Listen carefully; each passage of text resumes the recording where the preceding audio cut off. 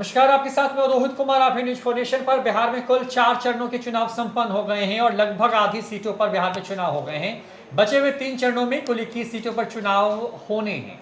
बड़ी बात यह है कि कई बड़े दिग्गजों की किस्मत ईवीएम में जनता ने जो है वोट डाल करके कैद कर दी है। 4 तारीख को यानी कि 4 जून को जब चुनावी नतीजे सामने आएंगे तब साफ होगा कि कौन कहां से जीत रहा है, किसकी किस्मत बदल रही है। साल 2019 के लोकसभा चुनाव में बिहार की बात करें तो बिहार में 40 में से 39 सीटें जीतने में कामयाब हुई थी एनडीए। और इस बार एनडीए की अगर बात करें तो एनडीए में वो दल भी शामिल है जो पिछली बार महागठबंधन का हिस्सा थे। तो महागठबंधन में आरजेडी, कांग्रेस, लेफ्ट की 3 पार्टियां और वीआईपी जो है शामिल है। बड़ी बात यह है कि बिहार में 19 सीटों पर पहले 4 चरणों में चुनाव संपन्न कर दिए गए हैं। ऐसे में आधे बिहार में आप मान के चल सकते हैं कि चुनाव हो गए हैं, यानी आधे से बस एक कम लोकसभा सीट पर चुनाव संपन्न हो गए हैं। तो आपके लिए हम एक वीडियो लेकर के आए हैं और जो कि बहुत छोटा रखेंगे और बताते चलेंगे जल्दी जल्दी आपको कि इन 19 सीटों पर कितने में आरजेडी जीत करके आ रही है और कितने आरजेडी के अगुवाई वाले महागठबंधन और कितने पर जो है वो एनडीए प्रधानमंत्री मोदी के नेतृत्व में जीत हासिल करती हुई नजर आ रही है। बता दें कि बिहार में जो 4 चरण हुए हैं उसके बारे में हम सिलसिलेवार तरीके से बात करते चलते हैं और एक एक करके आपको पूरा आंकड़ा बताते चलते हैं। हमारे साथ में बिहार के वरिष्ठ पत्रकार रवि उपाध्याय सर मौजूद हैं इस पूरी बातचीत के लिए। सर, हम लोग तमाम चरण जो संपन्न हुए बिहार में, जो 4 चरण, उसके बारे में बात करेंगे। पहले चरण से शुरुआत करते हैं औरंगाबाद से। उसमें कुल 4 सीटें थी, औरंगाबाद, गया, नवादा और जमुई। औरंगाबाद की बात करते हैं तो औरंगाबाद में सुशील सिंह बीजेपी के राजपूत जाति से आते हैं, उनके खिलाफ अभय कुशवाहा राजद के कोयली जाति के प्रत्याशी थे। वहां पे किसको एज है? देखिए, निश्चित रूप से औरंगाबाद में भी मजबूत लड़ाई हुई, लेकिन मतदान समाप्ति तक आप देखिएगा कि सुशील सिंह वहां पर दंगल जीतते हुए नजर आए। पहले चरण की बात हम कर रहे हैं और वो औरंगाबाद सीट की बात कर रहे हैं, तो वो सुशील सिंह वो वहां से जीतते हुए नजर आ रहे हैं। आपको उसमें कहीं कोई दो मत नहीं है। गया की बात करते हैं सर। वहां से जीतन राम मांझी हिंदुस्तानी अवाम मोर्चा के मुसहर जाति से आते हैं और उनके खिलाफ कुमार सरबजीत आरजेडी के दुसाद जाति के प्रत्याशी। रिजर्व सीट है ये बिहार की और बीजेपी ने अपने खाते की सीट जो है वो मांझी को ट्रांसफर की है। वहां पर किसको एज है? देखिए, निश्चित रूप से कुमार सरबजीत और जीतन राम मांझी के बीच बहुत कड़ा, बहुत मजबूत संघर्ष हुआ है। वहां जीत हार का पलड़ा जो है सो नहीं बताया जा सकता, लेकिन यह भी नहीं कहा जा सकता कि कौन जीत रहे हैं कौन हार रहे हैं। यह इसमें जो है सो इतनी मजबूत लड़ाई है, वहां कांटे का संघर्ष हुआ कि कुमार सरबजीत और जीतन राम मांझी में एज की बात कहना भी बहुत टफ है। इसलिए वो 4 जून को ही तय होगा कि कौन जीत और कौन हार रहा है। गया सुरक्षित सीट जो भी हो रहा है बहुत कम के मार्जिन से जी, जो भी होगा वो देखिए, पहले वाला आप छोड़ दीजिए, किसी भी जो 4 चरण का मतदान हुआ है, जो पहले हम लोग जो बताते थे 1 लाख, 1.5 लाख, 2 लाख, वह जो भी होगा इस बार, जो भी होगा वह 50,000 से कम के मार्जिन से ही जीत हार इस बार जो हम लोग जो 19 सीट की बात कर रहे हैं उसमें यही सब कुछ होता हुआ दिखाई पड़ेगा। ठीक है सर। नवादा की बात करते हैं। भूमिहारों कहते हैं कि दक्षिण बिहार में भूमिहारों की राजधानी भी है वो। विवेक ठाकुर बीजेपी से चुनाव लड़ रहे थे, भूमिहार जाति से आते हैं। श्रवण कुशवाहा प्रत्याशी उतार करके लालू यादव ने वहां पर एक तरीके से कहें कि खेल करने की कोशिश की, जो कि कोयली जाति से आते हैं। वहां पर क्या लग रहा है? देखिए, निश्चित रूप से वहां पर लालू प्रसाद यादव ने कुशवाहा में डेंट करने की कोशिश की है, क्योंकि एनडीए का परंपरागत वोट रहा है, लेकिन वहां पर आपको विवेक ठाकुर की जीत तय है। कुशवाहा स्ट्रेटेजिकल वोट के लिए जाने जाते हैं। आप कहीं पर भी आप देख लीजिएगा, आप अगर यदि हम लोग पहले चलें कि काराकाट में भी इस तरह से अगर यदि कोई झोल झाल समझ रहा है तो वहां पर भी इस तरह से नहीं होने जा रहा है। कुशवाहा बहुत ही स्ट्रेटेजिकल वोट करता है, बहुत साइलेंट वोट करता है, इसलिए कोई भी यह मुगालते में न रहे कि जो कुशवाहा के वोट में आप डेंट कर लीजिएगा। तो यहां नवादा भी सीट आपके एनडीए के पाले में जाती हुई दिखाई पड़ रही है। जमुई की बात करते हैं सर। चिराग पासवान के जीजा जी अरुण भारती वहां से लोजपा रामविलास के प्रत्याशी और दूसरी तरफ जो है अर्चना रविदास वहां पे आरजेडी के प्रत्याशी के तौर पे चुनावी मैदान में थी। यहाँ पे क्या लग रहा है? यहाँ पर भी देखिए, निश्चित रूप से जो लोक जनशक्ति पार्टी रामविलास के जो अरुण भारती हैं, जो चिराग पासवान के बहनोई हैं, उन्हीं को एज मिलता हुआ दिखाई पड़ रहा है। इसमें भी कहीं कोई दो मत नहीं है। तो चलिए, ये बिहार की 4 सीटें जो कि पहले चरण में जहाँ पे वोटिंग हुई है, 19 अप्रैल को वोटिंग हुई थी औरंगाबाद, गया, नवादा और जमुई में। और यहाँ पर 3-1 फिलहाल नजर आ रहा है।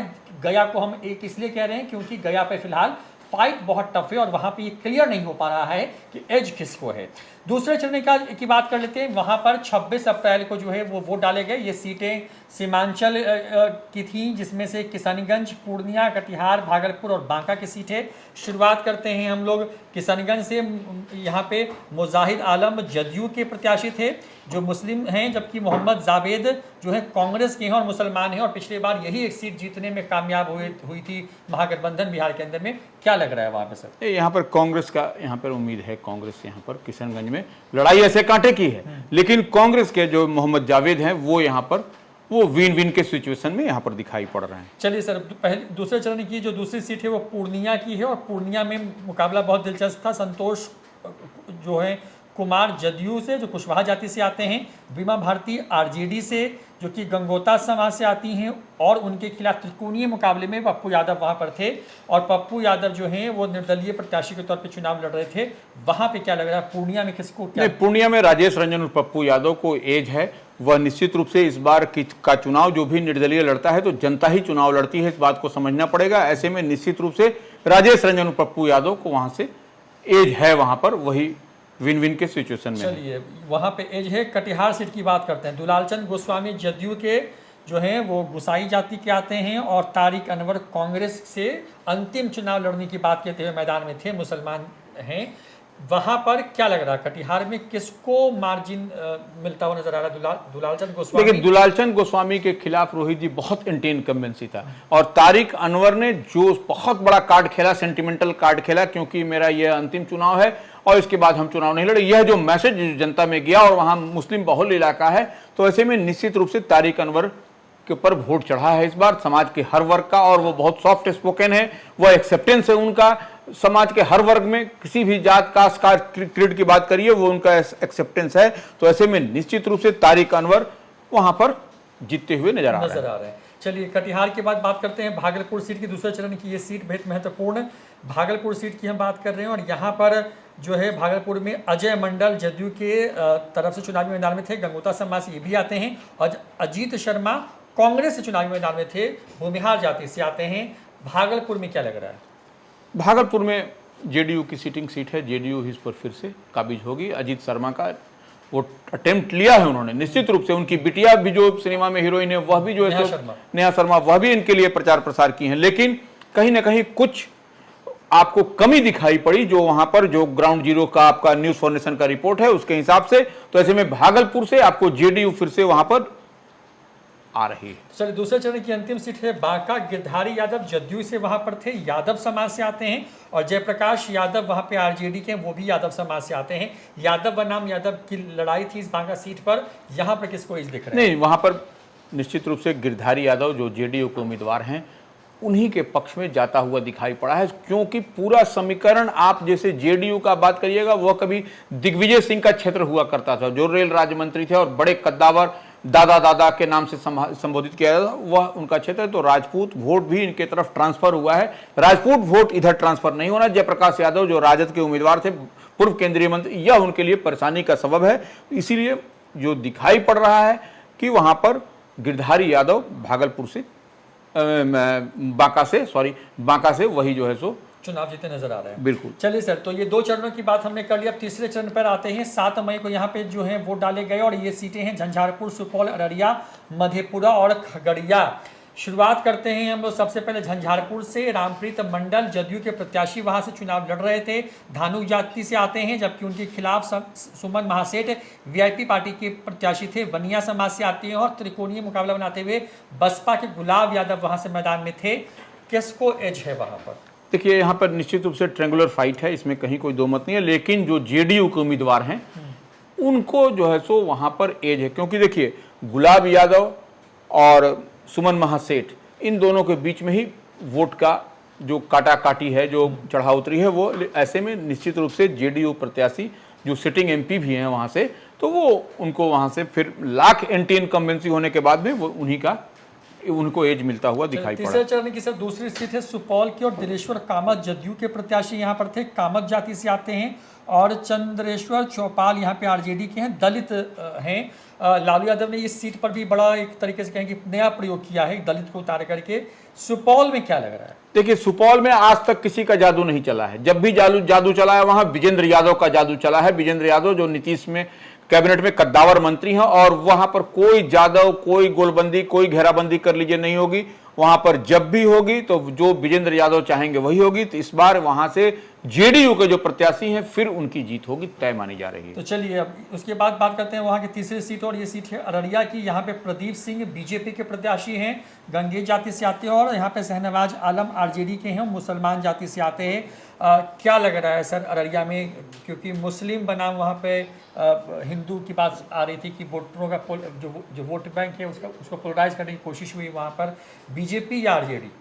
वहां पर देखिए, प्रदीप सिंह फिर से जीतते आएंगे, क्योंकि जो आरजेडी से जो प्रत्याशी थे मोहम्मद तस्लीमुद्दीन के बेटे, उनमें कहीं ना कहीं कुछ कमी आई, और उनके बड़े भाई को जिस तरह से बेटिकट किया गया वह जो है सो मुस्लिम समाज में एक अंडर करंट था। हालांकि मुस्लिमों का वोट से कोई मतलब नहीं है इनको, अररिया के प्रदीप सिंह को, लेकिन वहां पर जो पिछली बार भी यह जीते थे, सिटिंग एमपी है ये प्रदीप सिंह, तो यह निश्चित रूप से यह सीट फिर से जो है सो प्रदीप सिंह के खाते में चली जाए तो कोई बड़ी बात, कहीं अतिशयोक्ति नहीं हो। चलिए इसके बाद बात करते हैं तीसरे चरण की चौथी सीट, और वो सीट है मधेपुरा की। दिनेश चंद्र यादव जदयू के, यादव जाति से आते हैं, और कुमार चंद्रदीप ये भी यादव हैं। यहाँ पर लड़ाई भी यादव बनाम यादव की है। मधेपुरा कौन जीतेगा? देखिए, मधेपुरा में जैसे आप लोग तो कहावत जान ही रहे हैं, आपको याद भी है कहावत की, रोम पोप और गोप का मधेपुरा जो, हाँ, यह तो होता रहता है। लेकिन यहाँ पर दो यादवों के बीच में यहाँ पर भी लड़ाई है। जिस तरह से बांका में दो यादवों के बीच में दूसरे चरण में लड़ाई थी, उसी तरह तीसरे चरण में यह जो है सो मधेपुरा में भी लड़ाई है। मधेपुरा में बहुत समाजवादियों का गढ़ है, और जो जेडीयू के प्रत्याशी हैं वह निश्चित रूप से प्रोफेसर चंद्रदीप जो आरजेडी के उम्मीदवार हैं उस पर भारी पड़ते हुए नजर आए। और कहीं ना कहीं आपको देखिए वहां पप्पू यादव का रिपरकशन आपको दिखाई पड़ा। पप्पू यादव के साथ में जो आरजेडी ने वहां खेल किया पूर्णिया में, वह जो है सो यादवों में एक बड़ा मैसेज गया वहां से, मैंने गुस्से, हाँ गुस्से बिल्कुल। इसीलिए जो है सो मधेपुरा में जेडीयू प्रत्याशी की ही विन विन की सिचुएशन है। चलिए सर, अब ये तीसरे चरण की अंतिम सीट है खगड़िया की। रामविलास पासवान का अपना घर, जहां से रामविलास पासवान ने राजनीति की शुरुआत की।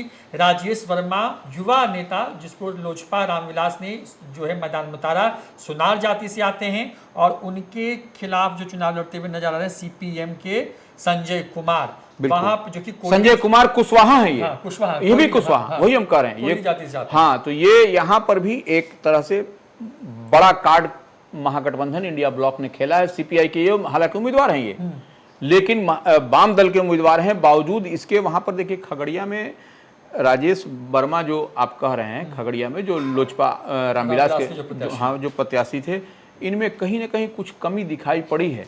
बावजूद इसके यह जो है सो जो एनडीए में थे, तो कहीं ना कहीं नरेंद्र मोदी का जादू, चिराग पासवान का अपनी पकड़, हालांकि इनके साथ भी देखिए कुछ न कुछ माने घोलमाल किया गया है। पार्टी के अंदर से ही, अंदर खाने से ही इनके साथ में कुछ न कुछ खेल किया गया, हाँ खेल किया गया है। तो यह लेकिन फिर भी बावजूद इसके जो भी मार्जिन हो, कम मार्जिन से जीते, लेकिन जीतते हुए नजर आ। चलिए ये 3 चरणों की हमने बात कर ली। अब चौथे चरण की बात करते हैं, जिस पर जो है 13 मई को जो है वोट डाले गए। ये सीटें दरभंगा, उजियारपुर, समस्तीपुर, बेगूसराय और मुंगेर की हैं। यहाँ पर मंत्री का 2 मंत्रियों के बेटे और बेटी आमने सामने थे, तो केंद्रीय 2 मंत्री चुनावी दंगल में थे। तो ललन सिंह की प्रतिष्ठा दांव पर।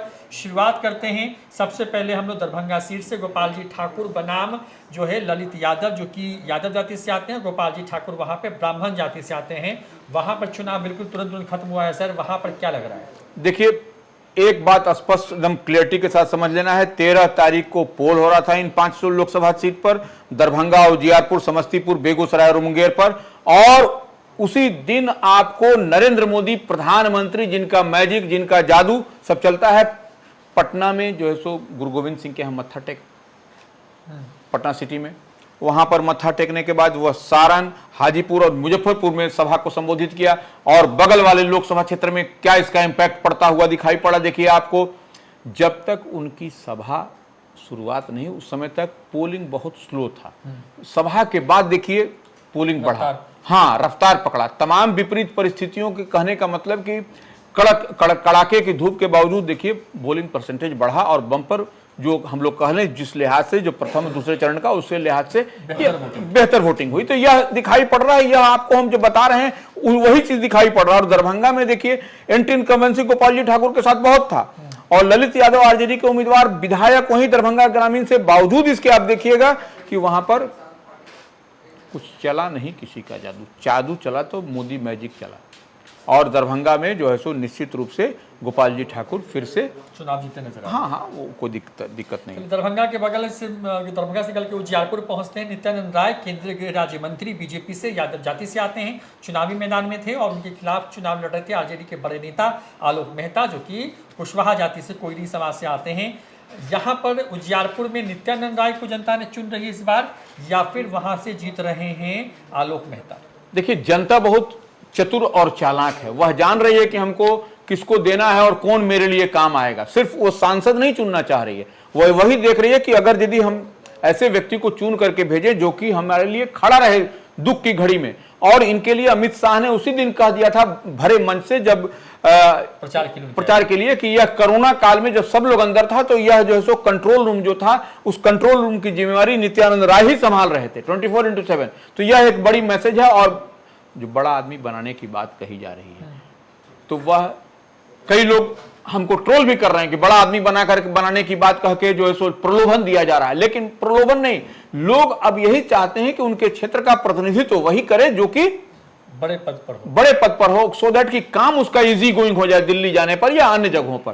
तो ऐसे में नित्यानंद राय एक ऐसे तुरुप केक का है जिनका इस्तेमाल है और वह जीतते हुए नजर आ रहे हैं। और यादव के होने के कारण यादव और वोट में जहां डेंट हुआ, कुशवाहा वोट में, कुशवाहा जो एनडीए का परंपरागत वोट है उसमें भी डेंट हुआ है। तो निश्चित रूप से आपको नित्यानंद राय अच्छे खासी मार्जिन से जीतते हुए नजर आ रहे हैं वहां से।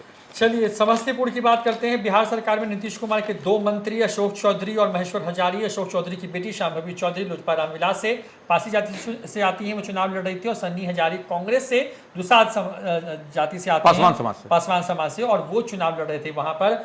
तो शांभवी चौधरी या सन्नी हजारी, नीतीश के 2 मंत्री और उनके 2 बेटा और बेटी आमने सामने। देखिए चिराग पासवान ने जो सोशल इंजीनियरिंग किया, पासी समाज को उम्मीदवार बनाया, शांभवी को वहां से उम्मीदवार बना करके एक वोट तो साध लिया। दूसरा वो अपने पासवान समाज से आते हैं तो ऐसी परिस्थिति में निश्चित रूप से पासवान का वोट इधर उधर जाने से रहा। ठीक है, सन्नी हजारी पासवान है, बड़े कद के नेता हैं, उनके पिताजी नीतीश कैबिनेट में मंत्री हैं, वह सब कुछ ठीक है, लेकिन बावजूद इसके पासवान समाज चिराग पासवान की ओर ही देखता है। क्यों देखता है? क्योंकि वह रामविलास पासवान के पुत्र हैं, उनकी लेगेसी उनके साथ में है, इसलिए वहां पर कहीं इधर उधर नहीं, शांभवी को ही शांभवी जीती नजर आ रही है। बिल्कुल। चलिए समस्तीपुर के बाद बढ़ जाते हैं बेगूसराय में, और बेगूसराय भूमिहारों की राजधानी कही जाती है। लेफ्ट का भी सीपीआई का भी गढ़ रहा है। गिरिराज सिंह जो कि केंद्रीय मंत्री हैं, भूमिहार जाति से आते हैं, वो चुनाव लड़ रहे थे और उनके खिलाफ चुनाव लड़ रहे हैं अवधेश राय, सीपीआई के यादव जाति से आते हैं। बेगूसराय में क्या हुआ? गिरिराज सिंह के खिलाफ तो बहुत इनकम्बेंसी थी, खूब गुस्सा था, लेकिन अंतिम दिन जो है बुलवाते हैं हेमंत विश्व शर्मा को, असम के मुख्यमंत्री, यूपी के मुख्यमंत्री योगी आदित्यनाथ, और जो हिंदुओं के बड़े लीडर के तौर पर हैं वो बड़े चेहरे वहां पे मैदान में थे। देखिए गिरिराज सिंह स्वयं जो है सो बड़ा चेहरा है, उसमें कहीं कोई दो मत नहीं है। ठीक है, एंटी इनकम्बेंसी तो हर नेता के बाद में होता है, जब 5 साल 10 साल रहता है तो उसके खिलाफ तो आदमी बोलता है क्षेत्र में, और इनके खिलाफ भी था इसमें भी। लेकिन बुलडोजर बाबा के आने के बाद सब ठीक हो गया। बुलडोजर बाबा माने योगी आदित्यनाथ, उत्तर प्रदेश के मुख्यमंत्री आने के बाद में।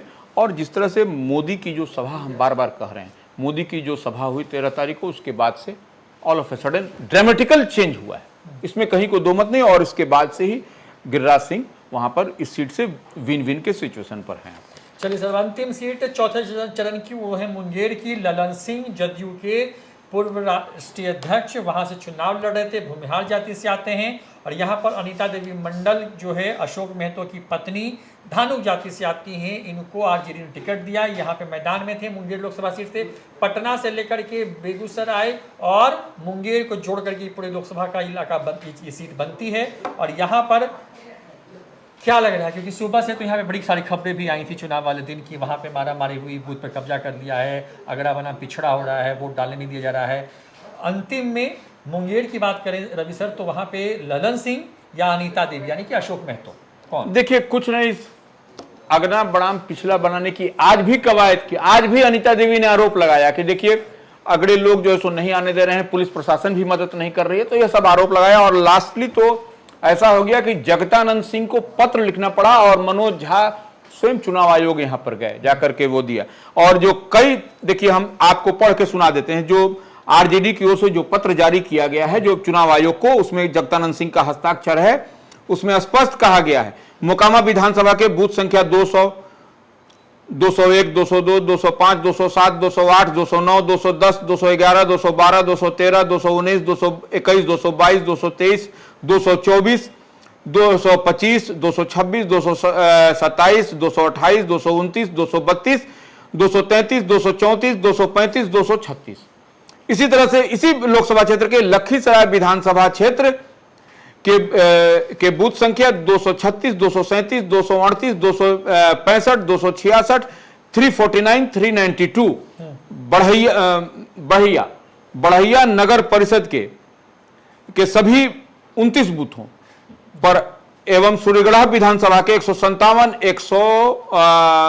179 को जदयू समर्थकों द्वारा कब्जा कर गरीब कमजोर लोगों को मतदान करने से रोक दिया। यह क्या संकेत दे रहा है? यह संकेत स्पष्ट है कि आप क्या कह रहे हैं, क्या कहने जा रहे हैं। आप जो है सो बीच में ही आप जो है सो मैदान छोड़ने की बात कही जा रही, तो स्पष्ट है मुंगेर में कहां लड़ाई है। मुंगेर में राजीव रंजन सिंह जो है सो कंफर्टेबल मार्जिन से जीत रहे हैं, एकदम कहीं कोई दिक्कत नहीं है। अनीता महतो को क्या है वह भी आरोप लगा रही है, जगतानंद सिंह आरोप लगा रहे हैं, मैंने पत्र लिख करके कह रहे हैं। तो यह सब क्या बता रहा है कि मुंगेर लोकसभा क्षेत्र में लड़ाई भी है क्या?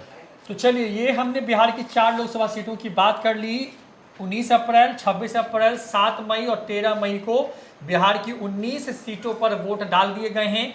जनता ने अपने अपने इलाके में अपने प्रत्याशी की किस्मत को ईवीएम में बंद कर दिया है। और जो हम अभी बैठ करके जो हमारे पास जो रिपोर्ट्स थी, क्योंकि हम हर फेज के बाद हर सीट का विश्लेषण आपके लिए लेकर के पहुंचते हैं, बताते हैं वहां पर कि क्या क्या हुआ है। और जब हमने बिहार में लगभग आधी सीटों पर चुनाव संपन्न हो गए हैं 19-40 में से, तो उसके हिसाब से फिलहाल महागठबंधन और निर्दलीय को जोड़ दें तो 19 में 4 पर इनको बढ़त दिख रही है। बाकी की 15 सीटों पर एनडीए प्रत्याशी जीतती हुई नजर आ रही है। मार्जिन भले ही कम हो, लेकिन यही होता हुआ नजर आ रहा है। जो सीट है आपको गया, वो फंसी हुई है, जीत हार कोई आंक नहीं सकता यहाँ पर। इसके साथ साथ अगर हम बात करें आपको पूर्णिया की, तो पप्पू यादव जीतते नजर आ रहे हैं। कटिहार में जो है तारिक अनवर जीतते नजर आ रहे हैं। किशनगंज में फिर से मोहम्मद जावेद को बढ़त है वहां पर, जबकि बाकी की जो सीटें हैं वहां पर कुछ बहुत होता हुआ नजर नहीं आ रहा है। और वही चुनावी नतीजे हो सकते हैं, जीत हार का अंतर बदल सकता है। ये विश्लेषण है बिहार की आधी लगभग सीटों पर चुनाव संपन्न होने के बाद। और यही कुछ चुनावी नतीजे में परिणित अगर हो जाए 4 जून को, तो ये आश्चर्य की बात नहीं होगी। फिलहाल इतना ही, देखते रहिए न्यूज़4 नेशन। नमस्कार।